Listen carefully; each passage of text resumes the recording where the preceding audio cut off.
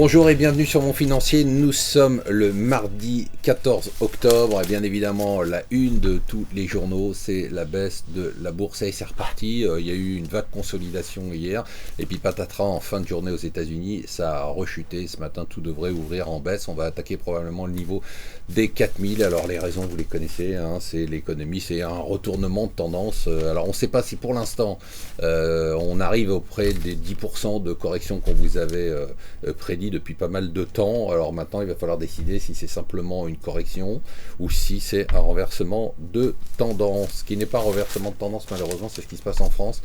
Les défaillances de très petites entreprises qui continuent à exploser, 30% de hausse au deuxième trimestre, ça c'est quand même assez triste. La bonne nouvelle pour les actionnaires d'Iliad et de Free, c'est que Free a laissé tomber les États-Unis et renonce à son offre sur T-Mobile. Alors, regardez ça, c'est le gouvernement qui joue au vierge effarouché vis-à-vis de Bruxelles. Ils savent qu'ils vont se faire taper sur les doigts avec le budget vis-à-vis de Bruxelles. Bruxelles va étudier le budget à partir de demain.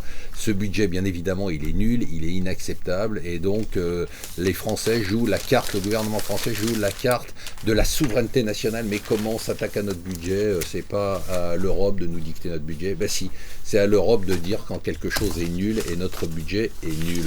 La Russie est sous pression avec la baisse des cours du pétrole. Les pétroles qui étaient hier au plus bas depuis 4 ans. Et on pense qu'il y a un retournement de tendance, et un renversement d'alliance entre les États-Unis et l'Arabie Saoudite qui veulent peser sur les cours du pétrole pour mettre l'Iran et la Russie à genoux. Et enfin, cocorico, ça c'est une excellente nouvelle. Jean Tirole, prix Nobel d'éco. D'abord, s'il est français, à une période de French bashing, et ben c'est sympa d'avoir un prix Nobel d'éco qui soit français. Ensuite, il n'est pas bobo compatible comme tous les économistes qu'on voit et qui nous expliquent les inégalités. Je ne cite personne. Et ensuite, il a une théorie fantastique sur le monde du travail. Il dit que simplement, à force de vouloir trop protéger les travailleurs, finalement, on fait exploser le chômage. Alors bravo à Jean Tirole et lisez ces textes, je vais le faire d'ailleurs.